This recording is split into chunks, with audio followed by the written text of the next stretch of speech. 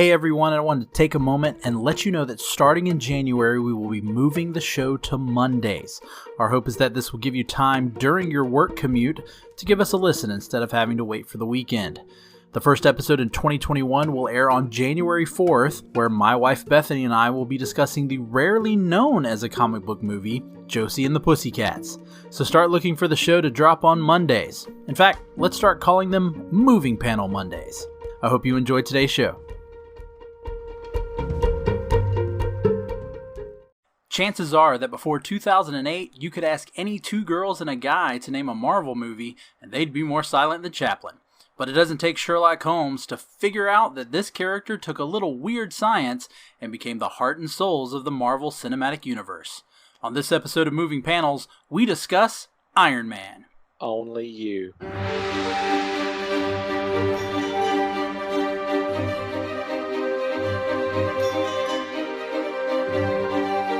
Welcome to Moving Panels, the podcast where we discuss movies and TV shows based on, inspired by, and adapted from the world of comic books.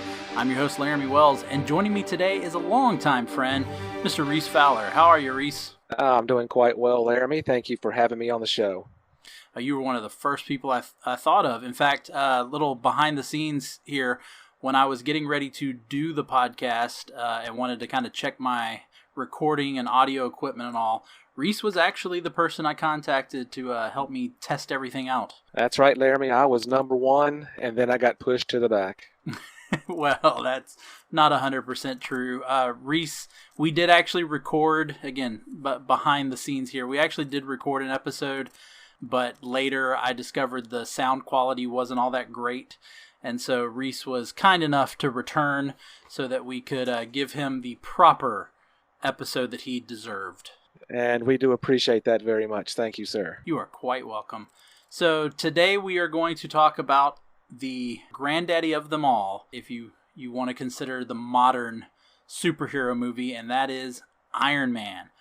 So, little background, this movie was released in May of 2008. It was the big kick-off the summer blockbuster for that movie. It was the first film that was under the Marvel Studios title. Before this, Marvel had licensed out their characters. The X-Men was owned by Fox. Spider-Man was owned by Sony. In fact, still is. Fantastic Four owned by Fox. Blade was New Line, and a few others. But Marvel was trying to get their properties back as best they could, and they decided to launch the Marvel Cinematic Universe under this new banner of Marvel Studios, and it all started from there. Let me ask you a question, Reece. What was your knowledge of Iron Man prior to this movie? Well, let's be honest. I'm not a very big comic book person, so I really didn't have a whole lot of knowledge of Iron Man.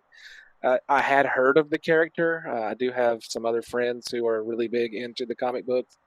So it wasn't like out of the blue new to me, but it's just not something that I was very familiar with. Yeah, that was kind of the thing, was Marvel decided to kick this off with pretty much a lesser known character.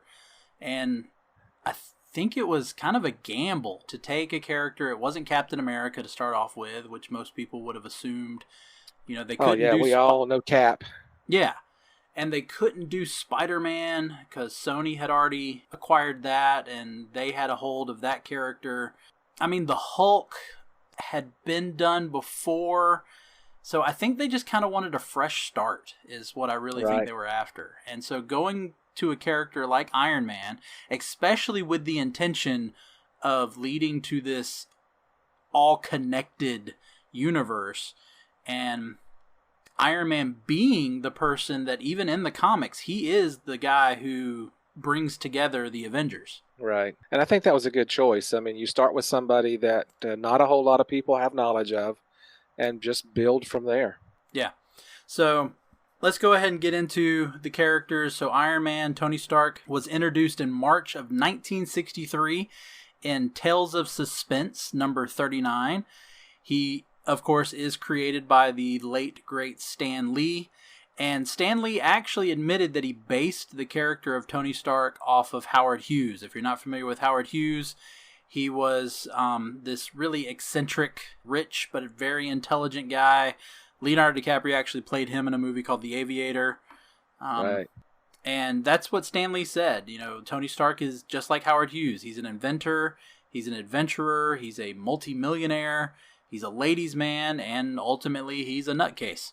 And I think you'll see that character build throughout the Iron Man movie is, Tony is kind of right along those same lines. Yeah, so, I mean, I know we're just talking about this first movie, but the characterization that Robert Downey Jr. brought to Tony Stark and then built upon it movie after movie after movie, I mean, it's just amazing. Yeah, I mean, you think about all the actors that could have potentially played the role of Tony Stark, and I don't think anyone could have done this justice the way that Robert Downey Jr. did. I mean, that was just the perfect role for him at the perfect time. Yeah, it's something now that at the time of the casting, a lot of people kind of were scratching their heads with Robert Downey Jr. being cast. Robert Downey Jr. had kind of been in and out with Hollywood. He'd been in and out with drug problems and criminal charges. And, of course, it was all out there public. And the thing was I actually think that kind of worked in his favor because he kind of actually got to play himself as playing Tony Stark. Oh yeah, I mean, it's like a fresh start. You get to show everybody, you can pull yourself up out of the, dark places of your life and start fresh with a different character. Yeah. Yeah. Now, I will say, as much as, people kind of enjoy Tony or Robert Downey Jr.'s version of Tony where he's kind of a smart aleck, the comic book Tony wasn't as much of a jerk to people. He did have his problems and all, but he kind of kept to himself a little bit more. It really wasn't until Robert Downey Jr. gave him this kind of arrogant, jerky nature that started to see itself develop in the comic books. Oh yeah, I did hear that that the movie version of Tony was a lot more of a smart aleck, a jerk, so to speak, even to his friends. Sometimes not a very nice guy. Yeah. So, yeah, I don't know why they decided to go that route. Maybe it was for the comedy aspect of it in the movie, but I don't know. Was that really a necessary change from the comic books? Did they have to throw that out there? Well, I think it helped with the levity. You say comedy. I say just bringing a little bit of levity to it because the character, it's kind of like Bruce Wayne. And there's a lot of parallels between Bruce Wayne and Tony Stark. They're the rich guy who decides they want to be a superhero and uses their money in order to make that happen. True. Now, of course, a little bit different in the background and the origin stories, but I think in order to, because you're talking, this is 2008, this was right around the same time that Nolan is releasing the Dark Knight trilogy. And so yeah. I think in order to keep those characters pretty separate, they just allowed Robert Downey Jr. to be Robert Downey Jr. and give himself a little bit in there. That makes sense, yeah. And so it kind of kept him separate from being compared too much with Bruce Wayne and what Christopher Nolan was doing with Batman Begins at the time. And I think that makes sense. So our big villain in this movie was Obadiah Stane, also known as the Ironmonger. Now, he was first introduced in Iron Man number 163 in October of 1982, but that was just Obadiah. He did not actually don the Ironmonger suit, the big Hulk-looking version of the Iron Man suit, until a few months later, I say a few months later, it was almost 3 years later. Right. Iron Man 200 in November of 85. Now, what's interesting about the Obadiah Stane character, we talked about different aspects here. In the comic books, he's more of a behind-the-scenes kind of villain. Right. And they didn't show any of this in the movie, but he had a little group that he had attack Iron Man and all that. They were called the Chessmen, and he was the king of the chess, king, queen, knight, he was the king, but he was never seen. and it wasn't found out until later that he was behind everything and revealed to be the villain. Now, Yeah, they never really touched on that during the movie. No, there was a lot of, and that's one of my problems with this movie in terms of its connection with the comics, is that Jeff Bridges, who played Obadiah, great job. Great job. Amazing. Right. Jeff Bridges, I think, is great in everything he does. But the character, the actual characterization of Obadiah just, to me, doesn't work. He's really flat for our first big villain of our Marvel Cinematic Universe. Right, and I think it was a twist because, correct me if I'm wrong here, in the movie, Obadiah was portrayed as someone who kind of helped raise Tony after his father died. But that wasn't the case in the comics. Is that right? No, that was not the case in the comics. So in the comics, he's never been friendly with Tony. He hasn't had anything to do with being a friend of the family and whatnot. He has always been after Stark Industries. In the comics, He actually does eventually lock Tony out of the company, and then he renames the company Stane International. Okay. And that actually leads to, and we'll get into this a little bit more when we're talking about the moving panels, but that actually gets into one of the big storylines in the comics, which we didn't see in this movie as much as we saw in the sequel, and that's Tony's alcoholism. And that is really what led to a big resurgence of that part of Tony's character in the comics. Okay. But in the comic books, Obadiah is he's more of Lex Luthor. Again, making a comparison to DC. He's extremely intelligent. He's just a businessman. And of course, everything he does is evil.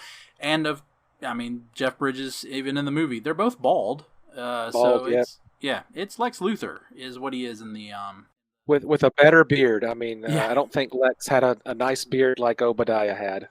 Yeah, now, there are some, again, this is the Superman fan in me coming out, there are some storylines in which we do see Lex with a beard, with his big red beard. But going back to Obadiah, the thing about Obadiah in the comics is that he was, again, a mastermind. He did everything from the shadows.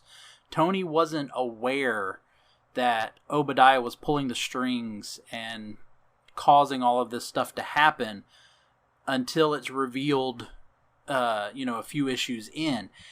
And I honestly think that would have worked better if they had introduced Obadiah, had Obadiah seem to be a friend, but instead of revealing him as the villain in this movie, let there be some other villain, and then reveal Obadiah in a sequel. Yeah, that could have worked. And again, not being that familiar with all of the Iron Man villains, who else could they have brought in to be the main villain this time around? Well, of course, they made mention of the 10 rings. Yeah, so, and we'll get into more of that a little bit later, but of course the 10 rings being a reference to the biggest villain, of the Mandarin, which they brought in Iron Man 3 to very lackluster, but that's a different episode. Oh yeah.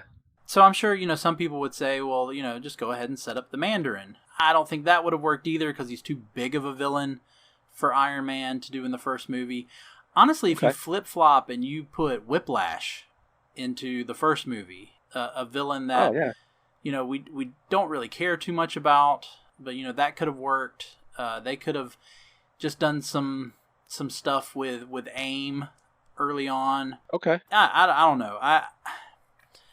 That's just kind of say the reveal. Yeah, Obadiah. I just think that there's something should have been thought out a little bit more to kind of save the reveal of Obadiah being the mastermind, the one pulling the strings, and all that.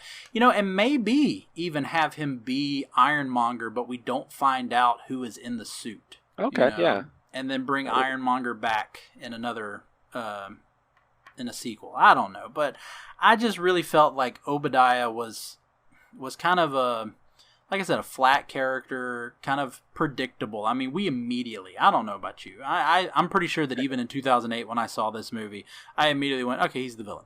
I don't think I saw it quite that fast. I did realize it, maybe the first 30 minutes. The more you got to see the character, the way he dealt with everybody, I think that kind of revealed itself a little bit later on. Not as quick for me, but yeah, still easy to pick up on. Yeah. All right, well, moving on to our next character. That is the one played by Gwyneth Paltrow, and that is Miss Pepper Potts.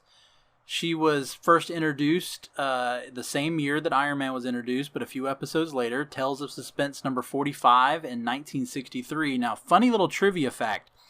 In one of the first panels, she is introduced as the name Kitty, and then is never mentioned as Kitty again in the entire issue.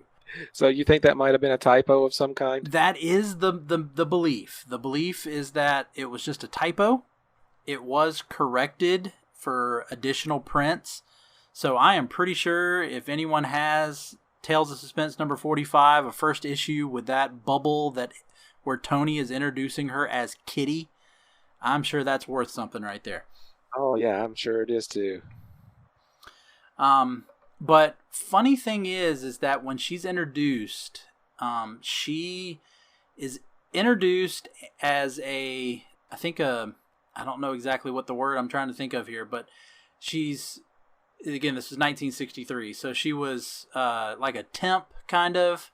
She was hired to come in and do some, office work, and she discovers an accounting error in the financial records, and it was an error that Tony himself made, and she brings it to his attention, and that immediately earns Tony's respect, because he not only likes that she goes straight to him about it, but the fact that she was smart enough to find it. Do you think he made that error intentionally to see who could find it, or was it really an error on his part? To be honest, I think it was really an error on his part. Okay. I think Tony prides himself on being a perfectionist, as we kind of see even this movie has that characterization. But going back to Pepper, here's my question. Because this is where a lot of people have their say about Gwyneth Paltrow and the way Gwyneth Paltrow kind of lives her, normal life. Right. Is she good in this role? I have to admit, I liked her in this role. I've seen her in other movies and didn't like her as much, but I think in this role, for me, she was the perfect Pepper Potts. I mean, she nailed it. I mean, it was, to me, was the perfect casting for the character. Yeah, I agree. There is something about Gwyneth Paltrow's portrayal of Pepper that just immediately you are interested in her character. You are interested in the relationship she has with Tony, and it just seems like a really good fit. And again, we're only talking about the first movie, but the other movies have released. As the movies went along, her character is another one that, just like Tony, just like Robert Downey Jr., she kept bringing more and more to that role. And Iron Man 3, she shines, in my opinion, as Pepper Potts. Absolutely. Again, just the perfect choice for that role. I don't know that anybody else could have played it as well as Gwyneth Paltrow did. Agreed. All right, moving on. We've got Tony's best friend, Mr. James Rhodes, also known as Rhodey. This character was introduced in Iron Man number 118 in January of 1979. In this movie, he is played by Terrence Howard. He would later get replaced, but for this movie, he is Terrence Howard. That's correct. And there's a lot of talk about why Terrence Howard was replaced. Again, for me, being that it was the introduction of the Marvel Cinematic Universe, I think Terrence did a good job with the role of Rhodey. Yeah, Terrence Howard was pretty hot around this time.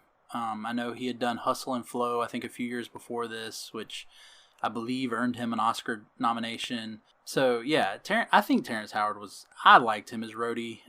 Nothing against Don Cheadle, who would replace him, but Terrence Howard was great in this. Yeah, he was Rhodey. That's what it was. I was a little disappointed in the second one when they had changed that character. I don't like it when a series of movies starts moving characters around like that. Yeah. Yeah, it is odd when you're watching a series and all of a sudden a character just changes, the actor. Now, there are some differences between the movie version of Rhodey and the comic book version of Rhodey. They're really small, though. First off is actually the whole military thing. So in the movie, he is a lieutenant colonel in the Air Force. But in the comic books, he's just a lieutenant and he's in the Marine Corps. For me, not a big difference. That part of the storyline really didn't matter to me. Just the fact that he was in the military was good enough for me, and I didn't really care which part of it he was in. Yeah, I think putting him in the Air Force also makes a little bit more sense in terms of how they kind of tied him in. The fact that he is monitoring airspace, and, they do see Tony flying when he becomes Iron Man. And so I do understand the tie-in there. Of course, in the movie, he is the chief liaison to Stark Industries, and that's how he and Tony have known each other and gotten to know each other and become close friends. But in the comic books, they actually don't meet until after Tony has been kidnapped and as he's escaping. He actually runs into Rhodey while he's escaping. I'm not 100%, but I'm pretty sure Rhodey was also being held captive. And so they meet up, they escape together, and Tony eventually asks him to be his own personal pilot. Now, of course, we'll get into a little bit more of this. This is happening during Vietnam in the original story. And so Rhodey, when he returns home, he needs a job, and he becomes Tony's personal pilot. Of course, that's not in the movie. In the movie, he works for the military. He's the military liaison. So a little bit of difference there in terms of kind of Rhodey's background and the relationship that he and Tony had.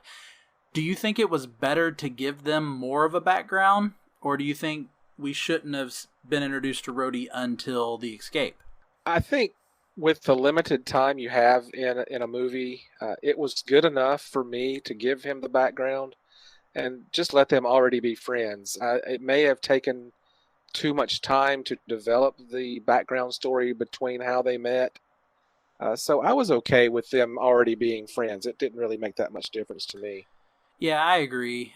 When you've got to cram in, again, 1963, and Rhodey was introduced in 1979.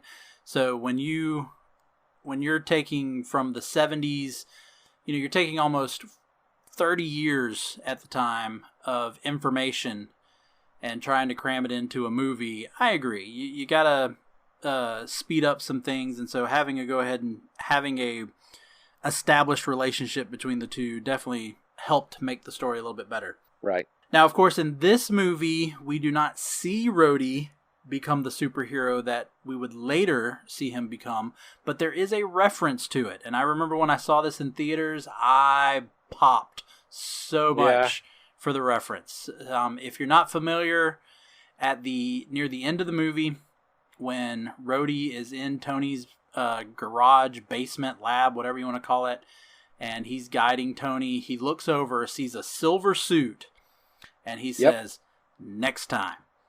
And of course, I remember that. Yeah, that is the big reference to the fact that he would later become War Machine. Although, in the comics, in 1983, Tony has his relapse. This is actually the one I mentioned earlier, when Obadiah takes over Stark Industries. Tony has a relapse, and he can no longer perform as Iron Man. And so Rhodey actually becomes Iron Man in the comic books. And that's before he ever becomes... That's something I definitely wouldn't know if I didn't read the comics, because they didn't make any reference to that in the movies at all. Yeah. Well, again, gets into Iron Man 2 a little bit. But, you got to remember in Iron Man 2, before he's War Machine, he kind of does don a little bit more of a Iron Man type suit. But again, he does become Iron Man. He actually becomes Iron Man again in the early 90s when they did a storyline in which everyone believed that Tony Stark was dead. And so Rhodey again became Iron Man. So that reference of him looking at the suit, it was a mark I think it was the Mark II, maybe Mark III suit. It was the all silver Right. suit. He sees it. He says, next time. So the fact that he's looking at the Iron Man suit is not only to me the reference that he's going to become Iron Man, but the fact that it's silver ties into, well, the War Machine suit is going to be silver. So I found that fun. Yeah. Now, my memory isn't what it used to be, so correct me if I'm wrong here, but didn't we actually go see this together in the theater? See, I was thinking about that too. I don't know if we saw this one together in Okay. theaters. I know we've seen a lot of them. You know, this was 2008, so you and I had known each other for about 3 years at the point because we met in 2005. So there's a chance, but I actually don't think we did. Okay. Because I do remember us talking about that reference, next time and him becoming War Machine. So that's what made me think that maybe we had seen this in the theater together. But there's a good chance we did. We've seen a lot of movies. About it later. Yeah. You and I have seen a lot of movies together in theater. So we have indeed. But you are talking about over a decade ago. Ooh, long time, my friend. Yeah. All right. Final character to kind of talk about, and this one's just fun, and that's the character of Happy Hogan. He's the chauffeur and personal assistant to Tony Stark. He was actually introduced in the same issue that Pepper is introduced in the Tales of Suspense number 45 in September of 1963. A little different, though, kind of similar with Rhodey. He's not already with Tony. He actually rescues Tony from a car crash. Tony is involved in a car crash after getting a little crazy behind the wheel, and it's actually Happy Hogan that rescues him. And he's a former boxer in the comic, which they play off of a little bit in the next movie, Iron Man 2. Right. But what's fun is, for the people who don't know, Happy Hogan is played by Jon Favreau, who is also the director of the movie. That's correct. And I, again, think he was perfect for that part. He was happy. I mean, I can't think of anybody else who would be happy.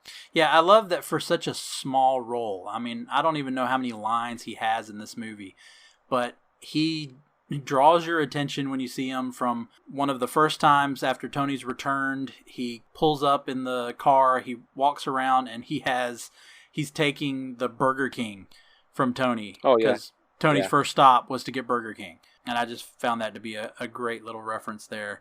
But love that. And Jon Favreau's done it a lot. He appears in small little bit roles in the movies he directs. He's done it. I mean, he's starred in movies he's directed.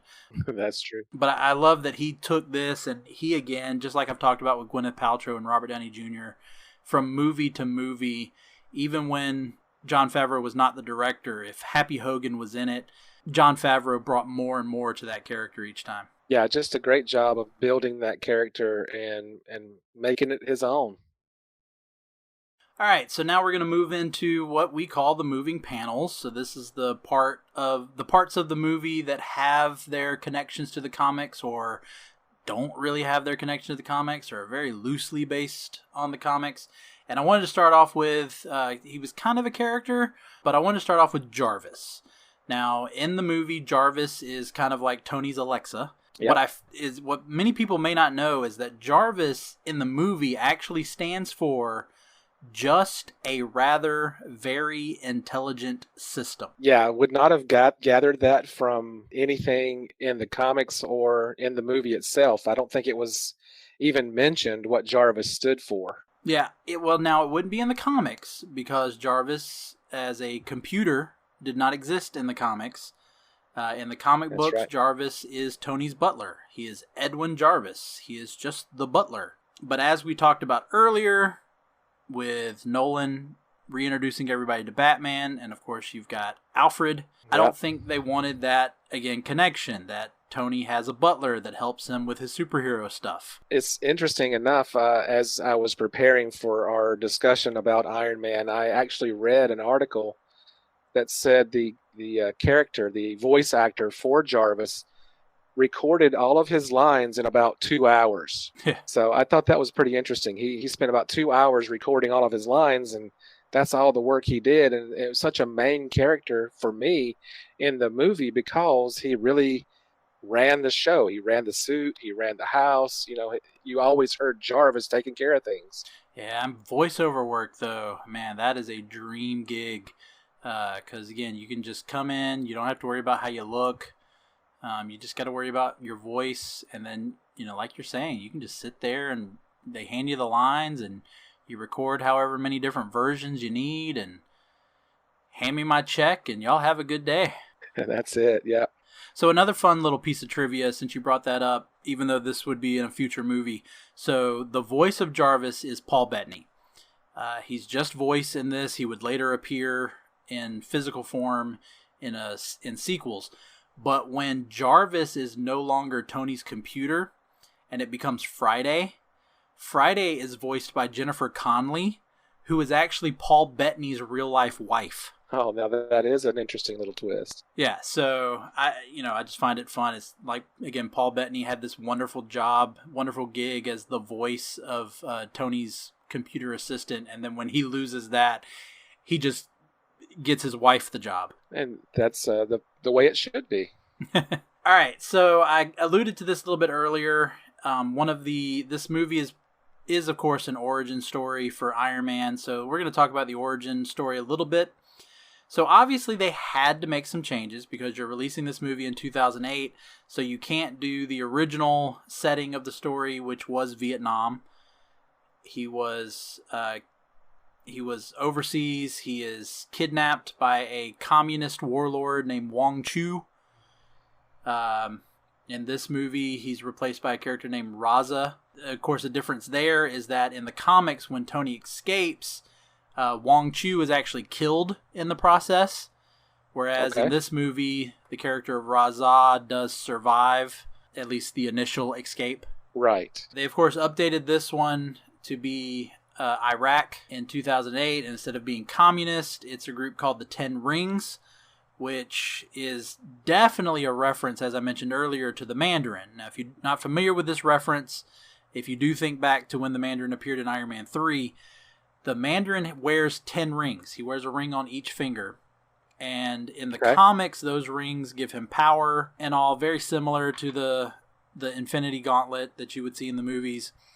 But they give him power. We do see Raza wearing a ring. I don't know if we're to assume that's one of the Mandarin's rings or what their idea was. But I did kind of find it fun that, Mandarin is a big Iron Man villain. And so to introduce the name of the terrorist organization that kidnaps him to be the Ten Rings, definitely calling out to the Mandarin character.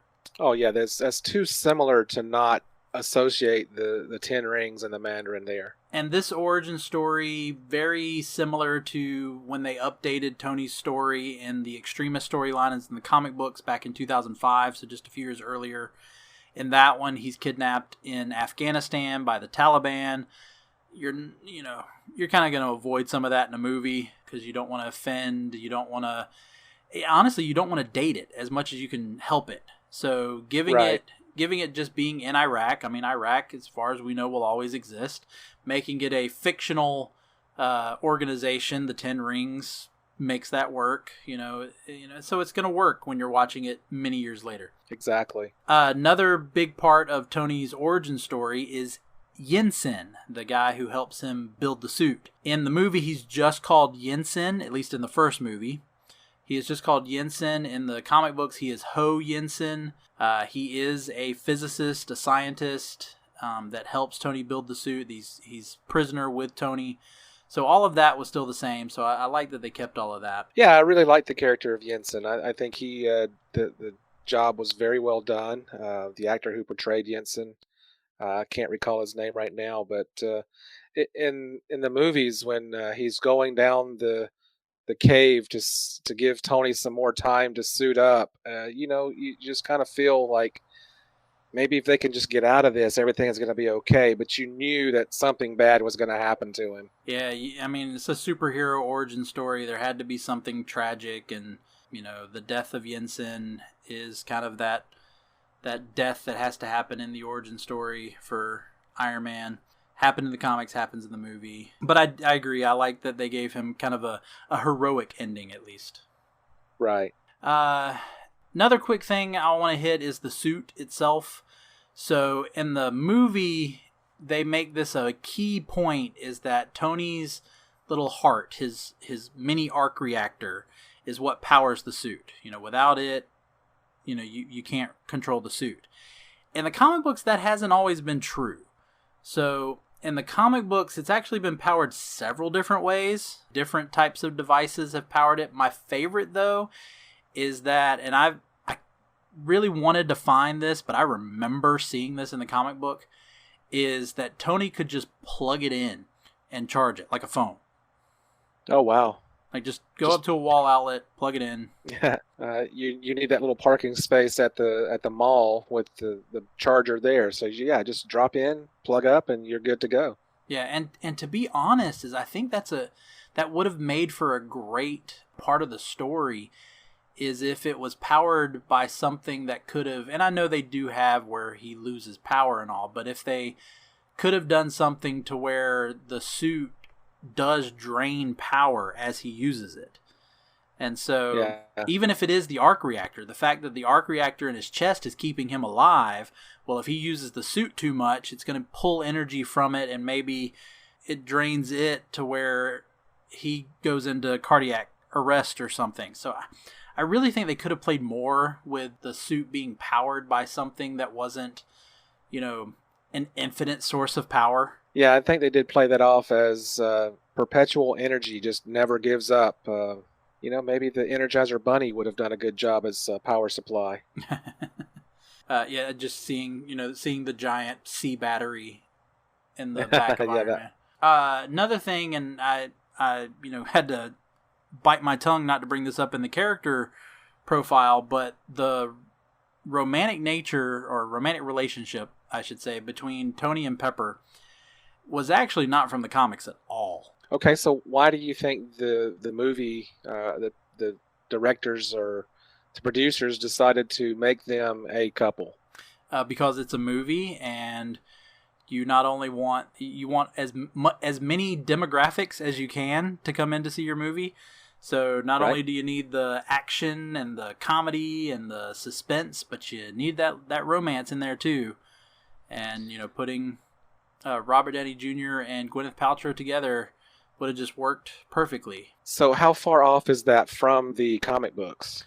Pretty off. So in the comics, I won't deny that Pepper is attracted to Tony in the comics, but it's more of like an admirer.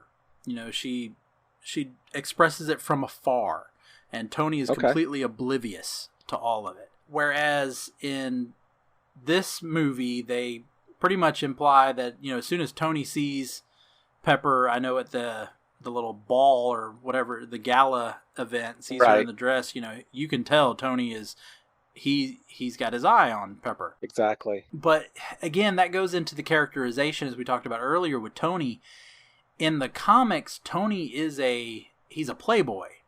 He is the Bruce Wayne type character, so he's always got a different woman, different girl, on his arm, or girls, period. And Tony isn't really for the whole monogamous relationship. And you got to think it makes sense for him being a superhero. He can't get close to anybody. Right. And so in the comic books, talking about how far off this goes, in the comic books, remember I said that Pepper and Happy are introduced in the same issue. They were. Well, in the comic books, it is later developed that Pepper and Happy actually end up in a relationship, and to the fact that they actually get married. Oh, wow. So imagine if that had happened in the movies. That is kind of difficult to imagine. And again, someone like myself who is not familiar with the comics, that's really far-fetched in my mind. Yeah. But so yeah, big difference there. Again, something that you don't really get upset too much because it is a movie. You can't have you're not going to develop any type of love triangle bit, because that's not how it worked in the comics. It was just Pepper and Happy were a couple, and then Tony, they were just friends with Tony. Right. It worked better, if you ask me. And like I said, I think it worked in the comics because Tony needed to maintain his secret identity, which is another thing that was really big between this movie and the comic books, is the fact that this movie ends with him revealing that he is Iron Man. Oh yeah, he did not stick to the cards that Coulson handed him at all. Yeah.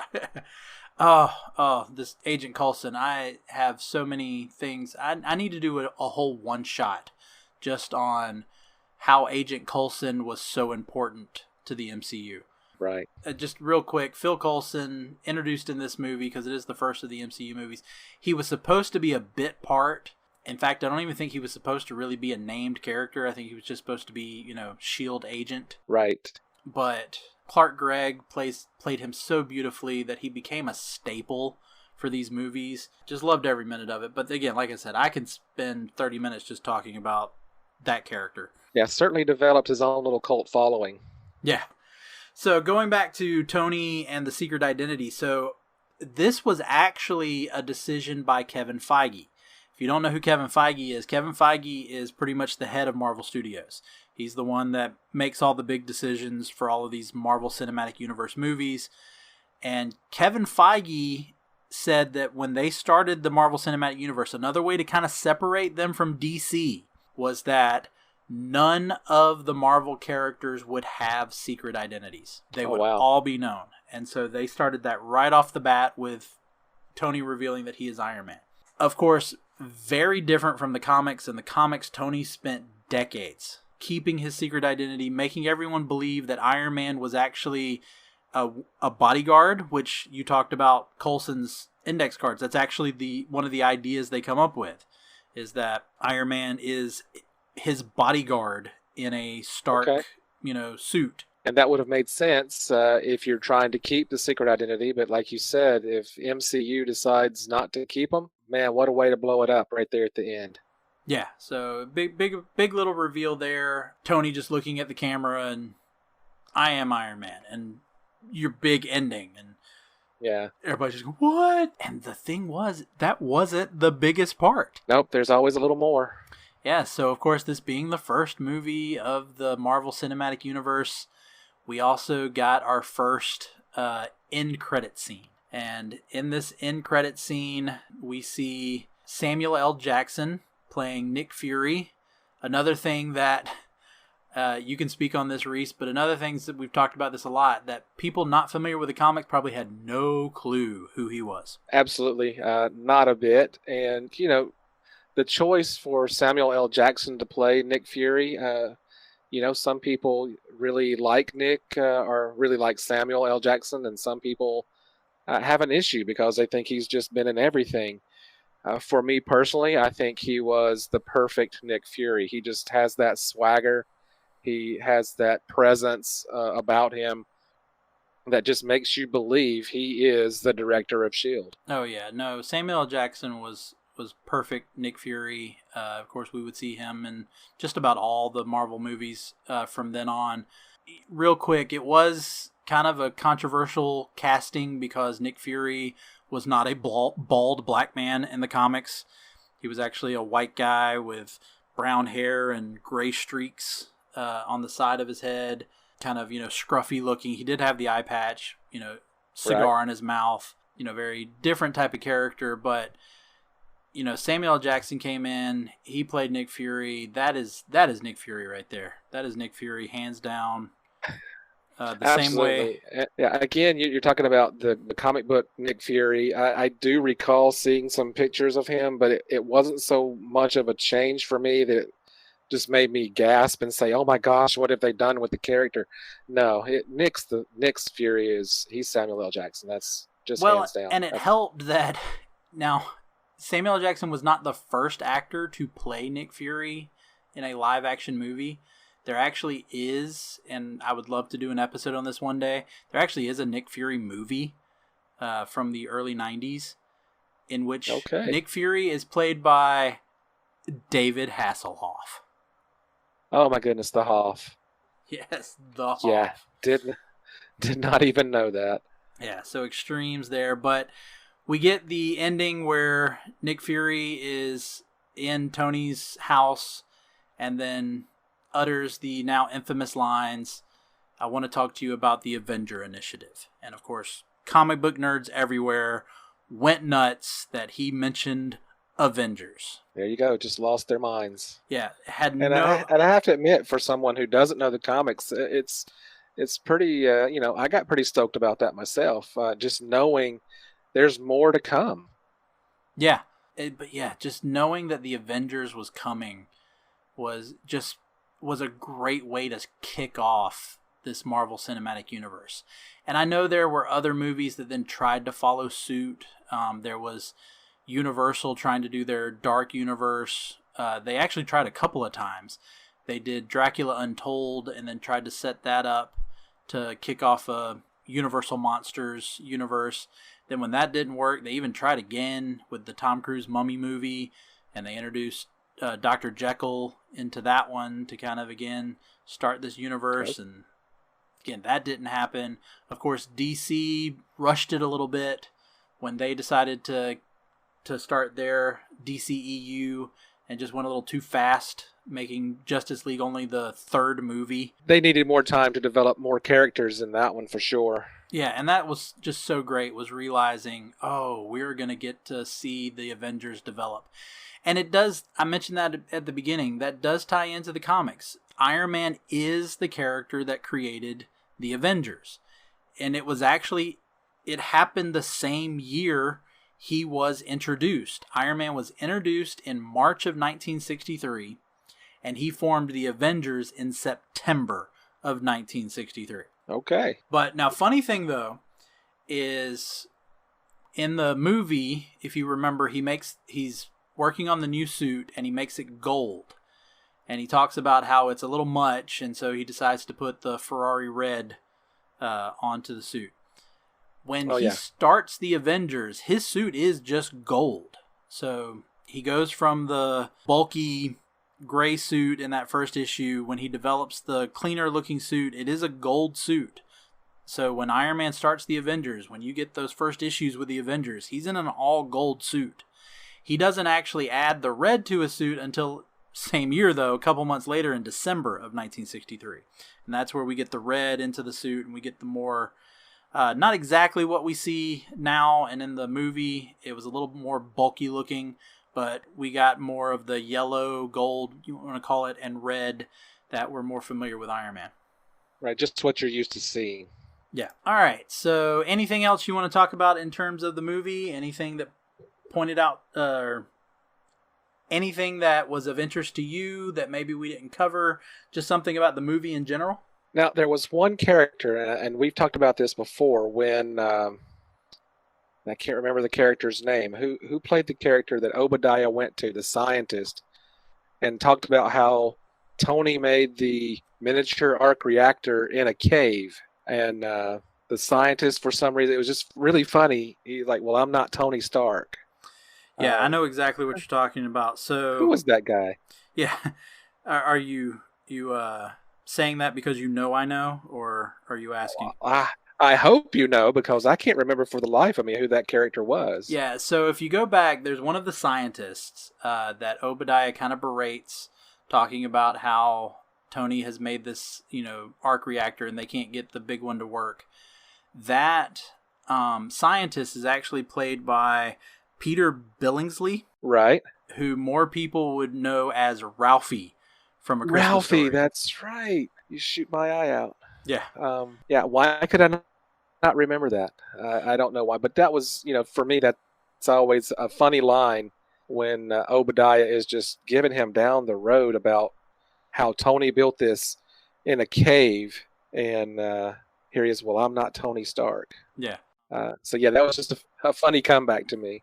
Yeah, and it's a fun little cameo there. Peter Billingsley, didn't do an awful lot in terms of acting after Christmas Story, after he became an adult, but he has done a lot of directing.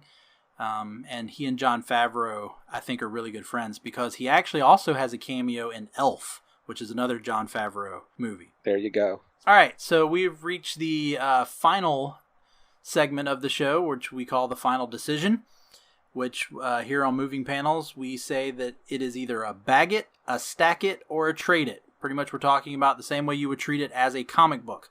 So bag it means it's a keeper. You're going to seal it up. You're going to add it to your collection. You're going to enjoy it anytime you pull it out to watch. Stack it means that you enjoyed watching it, but you're really just going to kind of toss it to the side. You may look at it from time to time. It might be one that, on a weekend, you go, hey, let's watch this. And then, of course, trade it means I'd rather have something else. This wasn't for me. Not good with this. Let's do something else. So, bag it, stack it, or trade it. Reece, as the guest, you make the first decision. Well, Laramy, I appreciate you allowing me to be the first one to go and say that I'm going to bag it.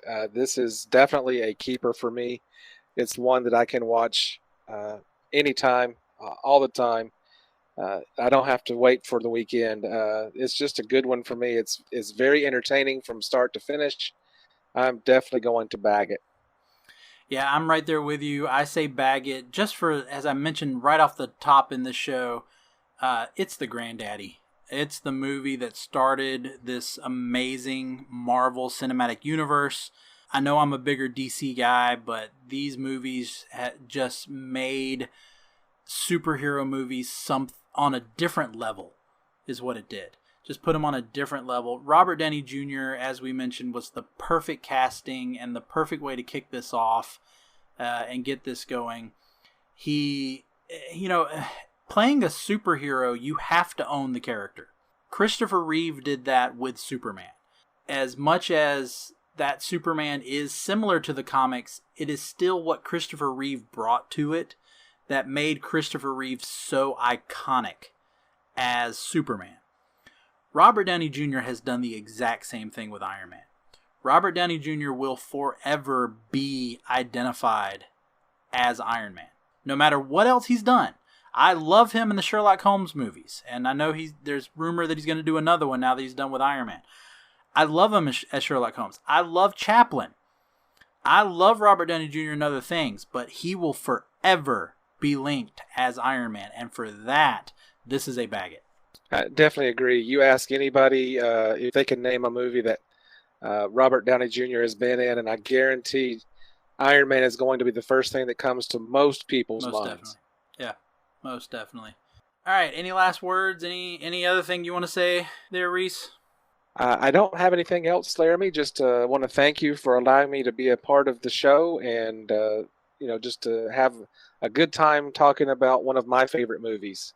Well, it of course was an honor for me to get you, again, one of my best friends that you and I, as we mentioned earlier, go to see a lot of these movies that I'll be talking about in this podcast. We've seen a lot of them together in theaters. And even though, yes, you were not on my very first episode, you will always be considered my first guest since you did record my practice episode way back many months ago. Thank you, Laramy. I appreciate that. And thank you, Reece. For Moving Panels, I'm Laramy Wells, and I'll see you on the other side of the page.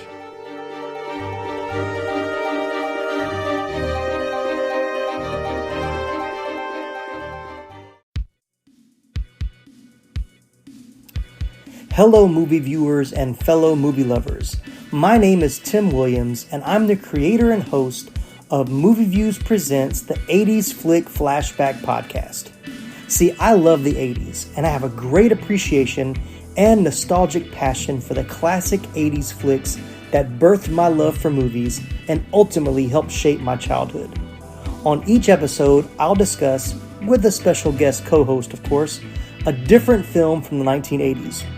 We'll share memories, favorite characters, iconic scenes, and even share some behind-the-scenes stories along the way.